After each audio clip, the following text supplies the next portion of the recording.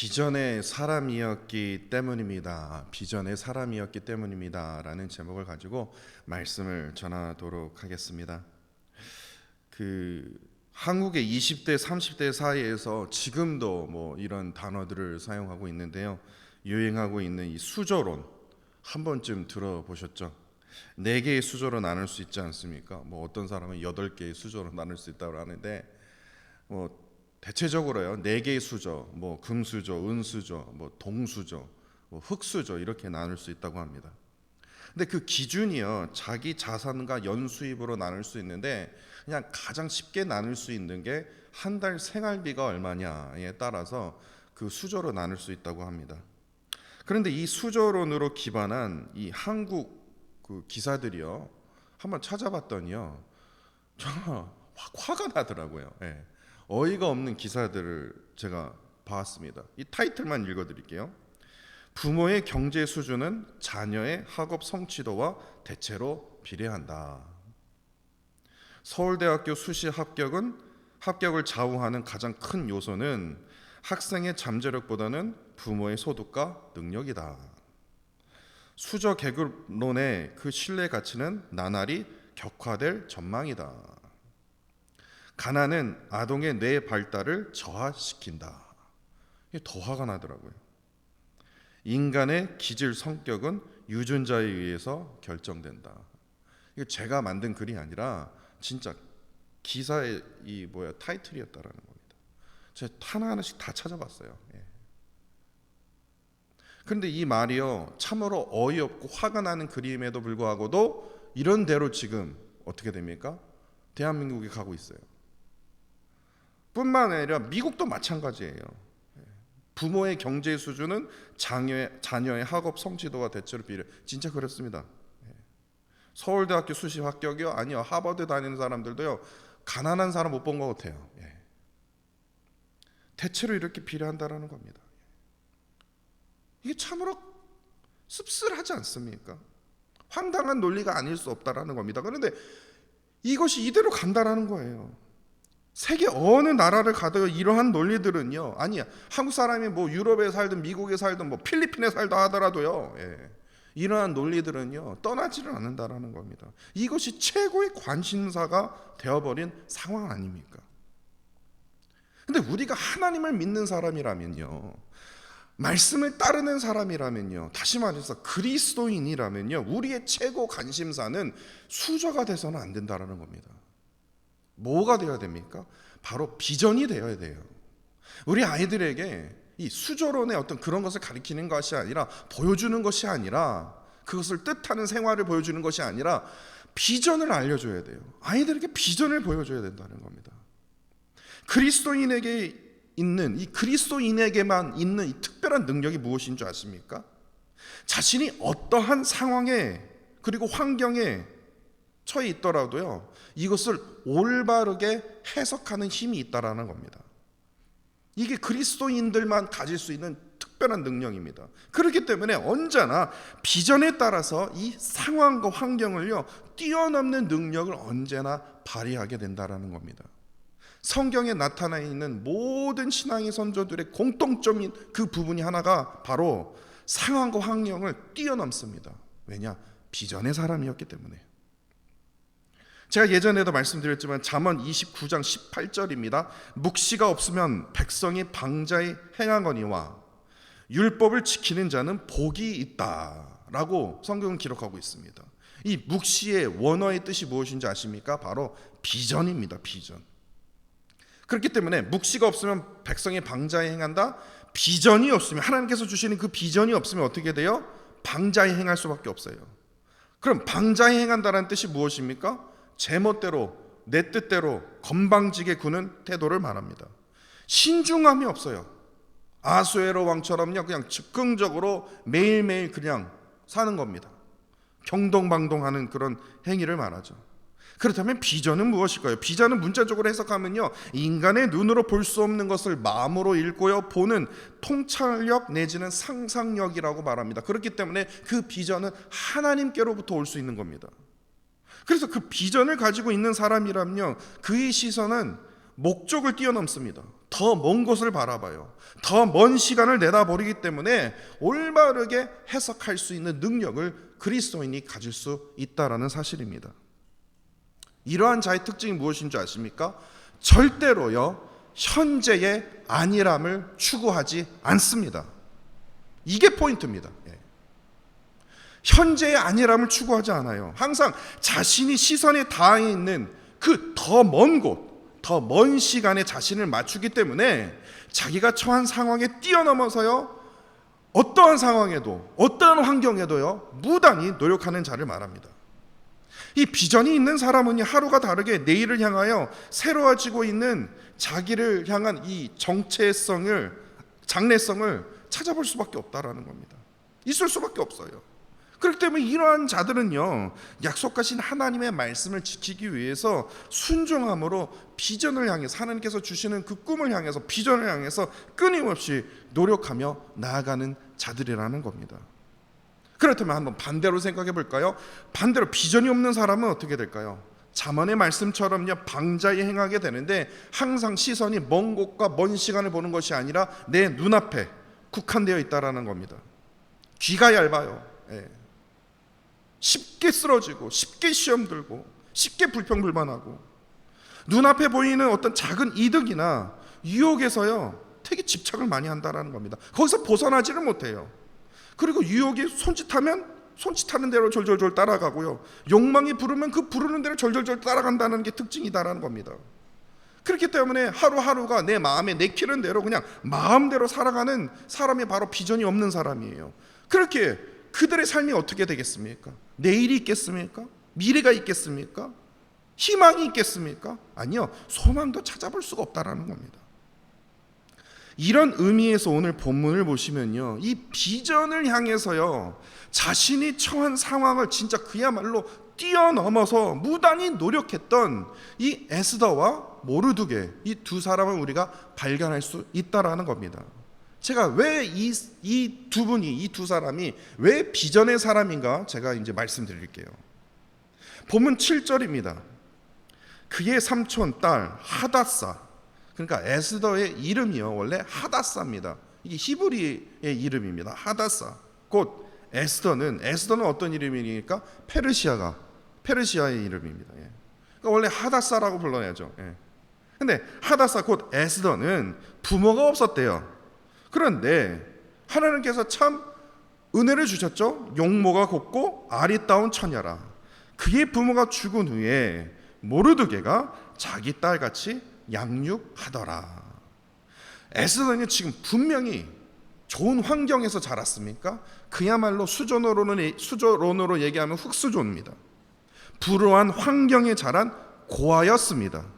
그런데 삼촌 오빠 모르드게가 딸처럼 키웠다라는 것을 보면요, 지금 에스더의 부모님이 에스더를 어떻게 혼자 두고 어릴 때, 에스더가 어렸을 때 세상을 떠난 것임을 우리가 알 수 있지 않습니까?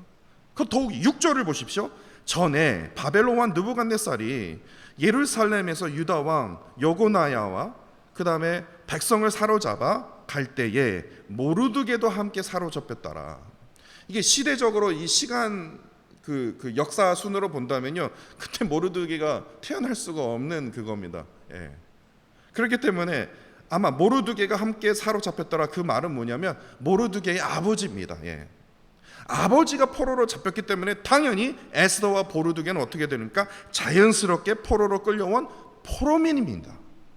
바벨론 이후에 페르시아였으니까요. 포로민이 이것만 보아도 충분히 에스더는요, 모르드게도요, 스스로 자기를 비관하며 열등감에 빠질 만도 한데 에스더는 그러지 않았다라는 겁니다. 그러지 않았다라는 거예요.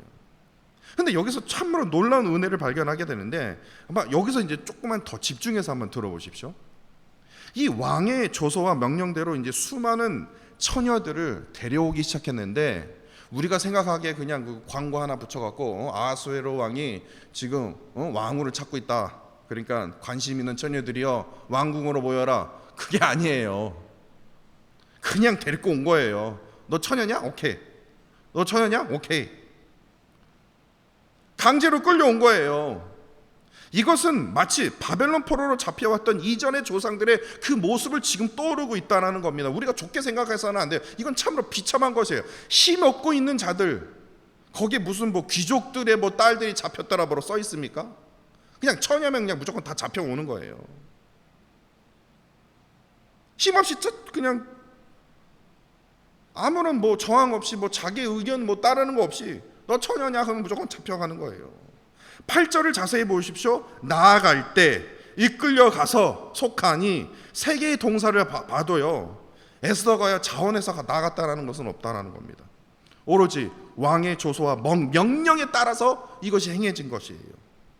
뭐 처녀들이 어떤 그런 자원한 마음이 없었다라는 겁니다. 그렇기 때문에 명령에 따라서 나아갔던 것이고 이끌렸던 것이고 속할 수밖에 없다라는 겁니다. 그런데 참으로 놀라운 은혜가 무엇인지 아십니까? 9절에 있습니다. 주석을 찾아보면서 제가 새롭게 안 사실이 있는데요, 좀 몰랐어요. 근데 9절에요, 이 히브리 원어 성경과 영어 성경 보시면요, 이 맨 앞부분에 우리말 성경에 빠진 내용이 있다라는 것을 제가 알게 되었어요. 왜 이 내용이 빠졌는지 모르겠어요. 근데 진짜 영어 성경과 히브리 성경을 봤더니 우리 성경이 빠져 있더라고요. 그것이 뭐냐면 9절 맨 앞에 이런 부분이 있어야 돼요. 에스더가 그가 누구냐면 헤게요, 아수르 왕의 그 신하요, 헤게를 기쁘게 했다. 이게 먼저 등장을 해야 되는데 이게 빠졌더라고요. 그렇기 때문에 헤게를 기쁘게 했기 때문에 9절에서 헤게가 에스더를 좋게 보고 은혜를 베푼 것임을 알 수가 있어요. 그러니까 분명히 지금 다시 정리하자면 이렇습니다. 8절에서는요, 왕의 조소와 명령이 있었기 때문에 에스더의 그 뜻에 의해서 이것이 시작된 것이 아니었어요. 에스더도 그냥 강제로 끌려온 것입니다. 그런데 9절에서는 이게 상황이 확 바뀌어버립니다. 어떻게 돼요? 나는 왕의 조소와 명령에 내가 따라왔어도 끌려왔어도 이제는 내가 스스로 그 길을 만들겠다라는 거예요. 아이고, 내가 포럼일이니까 내가 이런 꼴을 당하지. 아유, 내가 죽어도 싸다. 내가 흙수저니까 그렇지, 내 팔자가 다 이렇지. 한숨 푹푹 쉬면서 이렇게 안 했다는 거예요. 그래? 한번 내가 그 길을 만들어 가리라. 스스로 나아갔다는 겁니다. 그렇기 때문에 에스더가 헤게를 기쁘게 할 수 있지 않았습니까? 다시 말해서 에스더는 자신에게 지금 위기라고 할 수 있는 그 상황에서, 그 환경에서 어떻게 해요? 기회와 용기로 바꾸었음을 우리가 알 수 있지 않습니까? 우리 이것이 어떻게 가능할 수 있겠습니까? 에스더는 언제나 눈앞에 국한되어 있지 않다는 겁니다. 눈앞에 국한되어 있었다면 어떻게 됩니까? 자기 나 흙수저지. 그랬으니까 여기에 끌려왔지.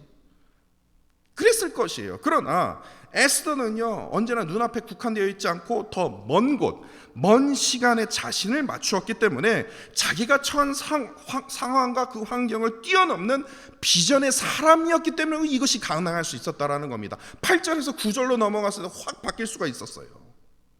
이제 다음 시간에 묵상할 말씀이지만 이 이후에 정말 엄청난 일이 벌어지지 않습니까? 유다인 전부가요, 이제 하만에 의해서, 이제 하만이라는 진짜 이 나쁜 사람이죠.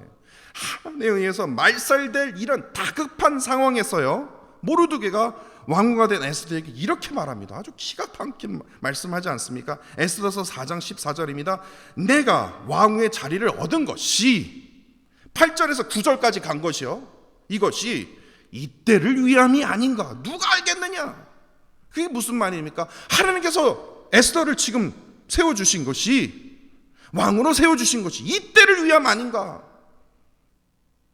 비전의 사람 아닙니까? 에스더는 그것을 먼저 보았다라는 겁니다. 내가 지금 어떠한 일을 감당할지 모르겠지만 내가 스스로, 내가 왕의 조소와 명령에 의해서 내가 끌려왔지만 어떻게 해요? 내가 스스로 하나님의 그 길을 내가 만들어 가겠다. 하나님의 뜻을 이루어 드리겠다. 이러한 비전의 마음으로 가게 되었다라는 겁니다. 어쩌다가 그냥 루이벨 한인 장로교회에 그냥 등록하게 됐어요. 어쩌다가 하다 보니까 크리스천이 되겠어요. 이게 아니라 하나님께서 왜 나를 루이빌 한인 장로교회를 부르셨는지, 하나님께서 왜 루이빌 한인 장로교회에서 나를 장로로, 권사로, 집사로 세워주셨는지, 왜 하나님께서 오늘 토요일 새벽에 나를 깨워주셨는지, 그 뜻을 찾고 구했다라는 겁니다. 이때를 위함이 아닌가, 이때를 위함이 아닌가. 그러자 16절에서요, 에스더는요 모르드에게 금식을 요구하지 않습니까? 자신이 왕궁의 법을 어길 수밖에 없다. 그러니까 내가 죽으면 죽으리라 하는 마음으로 내가 아수에로 왕에게 내가 나아가서 고하겠다. 이때도요 에스더는요 그에게 가장 큰 위기라고 할 수 있는 그 상황을 어떻게 합니까? 기회와 용기로 바꾼 비전의 사람이었음을 우리가 보게 되지 않습니까? 어느 책에서 이런 아름다운 글귀를 보게 되었습니다.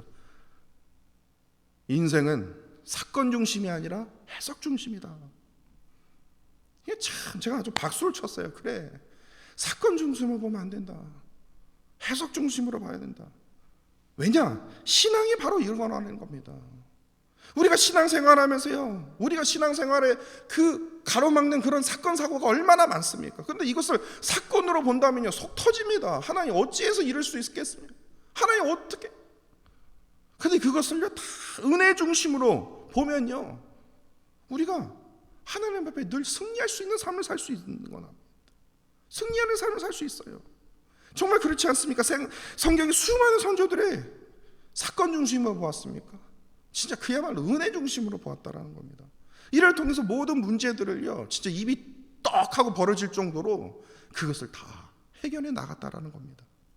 분명히 불행한 것이에요. 분명히 불행한 것인데 이 상황에도 은혜로 여겼다라는 겁니다.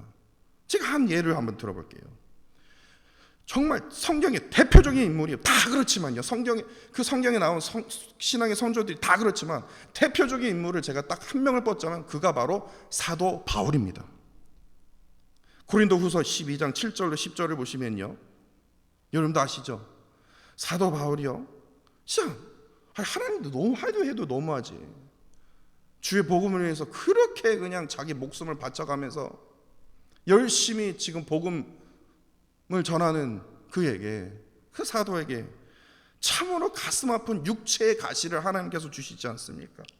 정확히 그 육체의 가시가 무엇인지 성경에 기록이 되어 있지는 않습니다. 뭐 간질병이다 뭐다 뭐 얘기를 하는데 정확히 성경에 그 기록이 안 되어 있지만 사도 바울이 복음을 전하면서 이게 너무 바다가 되는 거예요. 육체의 가시, 하나님 이거 좀 낫게 해주시면 안 되겠습니까? 무려 3번이나 하나님께 정말 간절히 간구했습니다. 그런데 하나님께서요 사도 바울에게 이렇게 말씀하셨습니다. 내 은혜가 내게 족하다. 이는 내 능력이 약한 데에서 온전하여 짐이라. 세상 사람들이 들었을 때는요 하나님 진짜 이게 뭔 말입니까? 이렇게 얘기했을 거예요. 그렇지 않습니까? 뭐 저하고 장난합니까? 그런데요 사도 바울은요 이것이 분명히 불행인데도요 이것을 은혜로 받아들여요. 그러므로 이렇게 고백해요. 그러므로 도리어 크게 기뻐함으로 나의 여러 가지 약한 것들에 대하여 내가 이제는 자랑하거니와 이는 그리스도의 능력이 내게 머물게 하려 함이라. 야, 어떻게 이런 고백이 나올 수 있을까? 어찌해서 이것이 가능할 수 있습니까? 사도잖아요. 아니에요. 그리스도인이면 다 할 수 있는 거예요. 왜냐? 그리스도인은요 사건 중심이 아니라 뭐로 해석을 한다고요? 은혜 중심으로 해석하기 때문에 이런 고백이 나올 수 있는 거예요. 사도 바울만 하는 것이 아닙니다. 모세도 그랬고요, 다윗도 그랬고요, 다 그랬어요. 그 약함을 자랑했다라니까요. 자신의 결핍을요 숨기지 않았습니다. 왜냐? 하나님께서 그 약함을요 강하게 이끌어 주셨기 때문에. 이게 그리스도인의, 이게 진짜 그리스도인들만 가질 수 있는 특징이라니까요. 그러면서 사도 바울은요 참으로 놀라운 은혜의 고백을 하지 않습니까? 10절입니다. 내가 그리스도를 위하여 약한 것들과 능력과 궁핍과 박해와 공고를 기뻐하노니 이는 내가 약한 그때에 강함이라. 약한 그때에 뭐예요? 강함이라. 불행을요 은혜로, 기쁨으로 바꾼 위대한 신앙인 아닙니까? 자신이 약할 때, 정말 처참했을 때 강함이 될 수 있었던 것은요, 어떠한 고난과 아픔에도 기뻐할 수 있는 것은 그가 미친 사람이 아니라 사건이 아닌 은혜로 해석하면서 그 위기를요, 에스더처럼 기회와 용기로 바꾸는 비전의 사람이었기 때문에 그렇습니다. 계속해서 이제 10절을 보시면요, 아주 중요한 포인트가 있습니다. 10절을 보시면요, 쉽게 이해가 안 가는 모르드게의 행동을 볼 수 있습니다. 처음에 저는 모르드게가 왜 저렇게 오바를 하지? 이제 모르드게를 한번 살펴보십시오. 분명히요, 모르드게가 들었을 거예요. 헤게가 에스더를 되게 좋게 보고요, 은혜를 베풀었는데 어떻게 은혜를 베풀었냐? 7 궁녀를 주면서 아름다운 초소를 옮겨갔다라는 거예요. 끝난 거 아닙니까?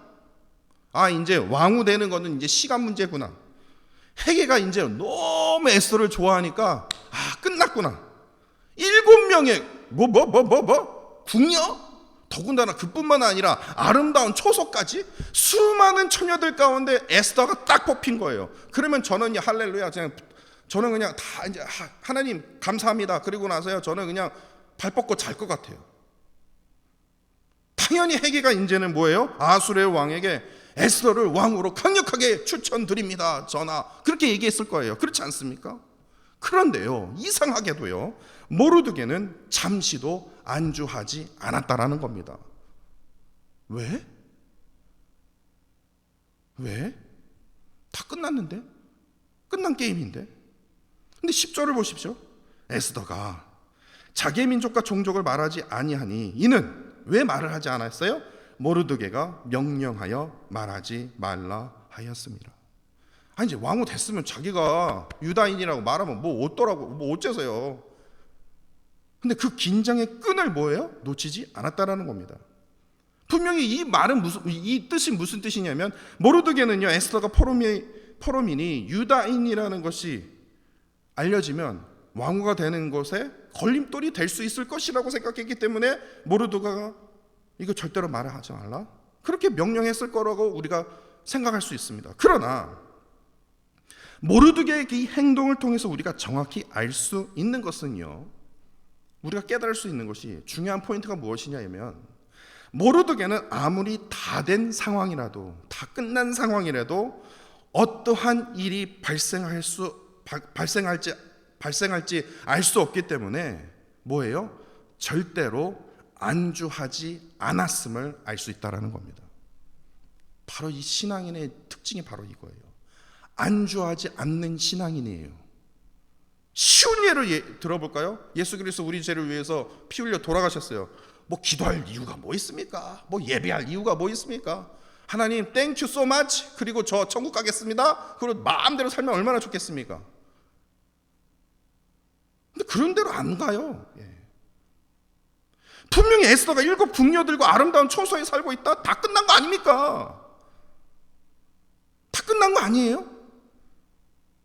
새로운 목사님 오셨고, 새로운 교회 주셨고, 새로운 시스템 다 됐고, 다 잘 돌아갔네, 이제는 그냥 쭉쭉쭉 나갈 일밖에 없겠네. 그런데 그 뜻대로 안 된다니까요. 모르드게는요, 왕궁 문을 지키는 일을 맡았는데요, 11절을 보십시오. 날마다, 여기가 동그라미 쳐야 돼요. 날마다 후궁들을 계속해서 왕래하면서 무엇을 했습니까? 에스더의 안부를 물었다는 겁니다. 이게 무슨 뜻일까요? 우리 딸이 지금 잘 있나? 이런 안부를 물었겠습니까? 아니, 7 궁녀와 아름다운 초소에 사는데 무슨 안부를 물었겠습니까? 근데 그 안부가 어떤 안부였겠습니까? 모르드게는요, 에스더에게 이만하면 됐다, 이런 마음 갖지 말라는 거예요. 이게 끝났다, 이제 너의 인생 잘 펴진다, 이러한 생각 갖지 말라는 거예요. 그러면 너는 끝난다라는 거예요. 이거예요. 이러한 뜻으로 안부를 물은 겁니다. 정신 차려라, 준비해라, 늘 깨어 있어라. 어떠한 상황에서 어떠한 일로 우리가 공격당한지 모른다, 깨어 있어라, 이거예요. 바로 그리스도인의 모습이 바로 이거 아닙니까? 이게 아닙니까? 늘 깨어있는 정신으로 언제나 예비하고 준비하는 마음을 가지라는 것입니다. 이것이 아주 중요합니다. 전 처음에 모르게 이거 치킨 아니야. 내가 그랬어요. 뭐 이렇게 두려워서 덜덜덜 떨면서 사냐? 두려워서가 아닌 거예요. 그리스도의 삶이 바로 이러한 삶이 되어야 된다는 거예요. 늘 깨어있는 정신으로 언제나 예비하고 준비해야 된다는 거예요. 그것이 무엇이냐? 비전의 사람의 특징이라는 겁니다. 다 끝났다. 취업했으니 다 끝났다. 돈 세이브했으니 다 끝났다. 아이고 자식 대학 갔네. 다 끝났다. 저 그런 소리 제일 듣기 싫어해요. 아이고 결혼까지 했으니 다 끝났다. 아니라는 거예요. 늘 깨어있는 정신으로 하나님께 더 구해야 된다는 겁니다. 어떠한 상황에서 쓰러질 줄 모른다는 겁니다. 7명의 궁녀들 플러스 아름다운 초소 상관없어요. 다 끝난 게 아니다. 이 모르드게 행동을 통해서 우리가 깨닫게 되지 않습니까? 이렇듯 비전의 사람은요, 다시 한번 말씀드리지만요, 절대로 안주하는 사람이 아니라는 겁니다. 이만하면 된 거 아니야? 이런 것을요 매우 싫어합니다. 왜냐? 내가 만족하지 못해서요? 여러분들 오해하지 마십시오. 모르드게가 어떠한 상황에도 만족하지 못하는구나, 이렇게 생각하시면 안 돼요. 하나님께서 만족하실 때까지요. 이거예요. 하나님이 만족하실 때까지.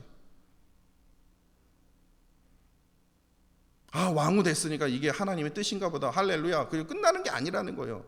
왜 왕으로 세우셨냐 이거예요. 모르드게는 지금 그게 궁금한 거예요. 왜 왕으로 세우셨지? 왜 헤겔을 통해서 은혜를 입게 하셨지?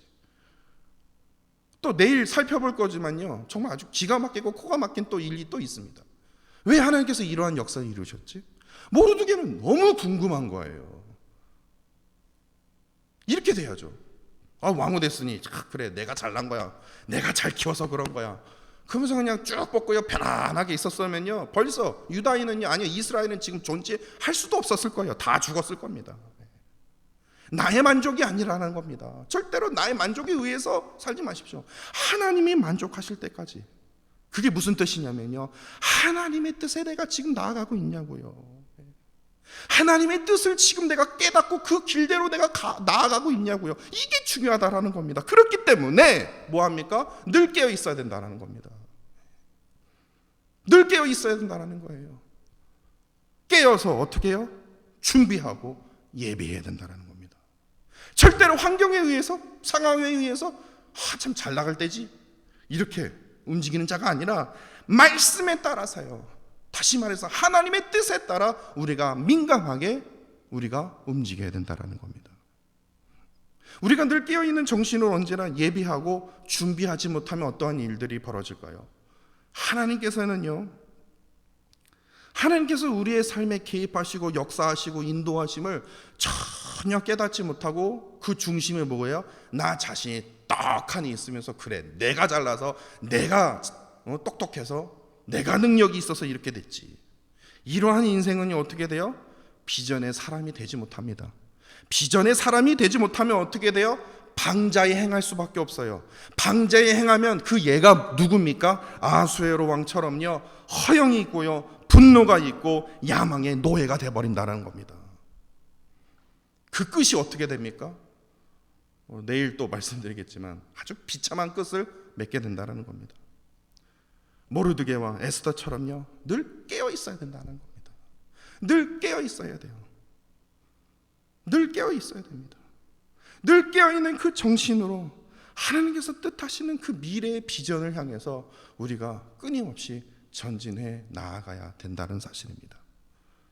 그 비전의 사람이 되어 하나님을 기쁘시게 하는 그런 저와 사랑하는 성도 여러분들이 되시기를 간절히 원합니다. 기도하겠습니다. 신앙의 수많은 선조들은 자신이 처한 모든 그 어려운 상황들을 사건 중심으로 보지 않았고 하나님께서 주시는 그 은혜의 중심으로 보았기에 정말 위기라고 할 수 있는 그 위기를 기회와 용기로 바꾸는 엄청난 비전의 사람이었음을 깨닫게 됩니다. 더욱이 모르드게처럼요, 이만하면 됐다는 식으로 안주하는 신앙이 아닌 늘 깨워 하나님의 부르심 앞에 예비하고 준비하는 자였음도 깊게 깨닫게 되었습니다. 우리의 신앙 동안 사건 중심이 아닌 앞으로 나를 통해서 행하실 그 하나님의 은혜를 바라보며 위기를 기회와 용기로 바꾸는 그런 능력의 그리스도인으로 살아가도록 인도하여 주시고, 그 신앙의 성도들처럼 비전의 사람이 되어 환경에 따라 움직이는 자가 아닌 하나님의 말씀에 따라, 하나님의 뜻에 따라 민감하게 반응하며 결단하는 그리스도인이 될 수 있도록 주님 인도하여 주옵소서. 우리의 삶 속에 늘 개입하시고 또한 역사하시고 또한 우리를 붙들어 주시는 그 전능하신 하나님 한 분만을 의지하며 살아갈 수 있도록 인도하여 주시고, 더욱이 비전의 사람답게 언제나 준비하며 예비하는 그리스도인으로 나아갈 수 있도록 주님 은혜를 베풀어 주옵소서. 주님 사랑합니다. 감사드리며 예수 그리스도 이름으로 기도합니다. 아멘, 아멘.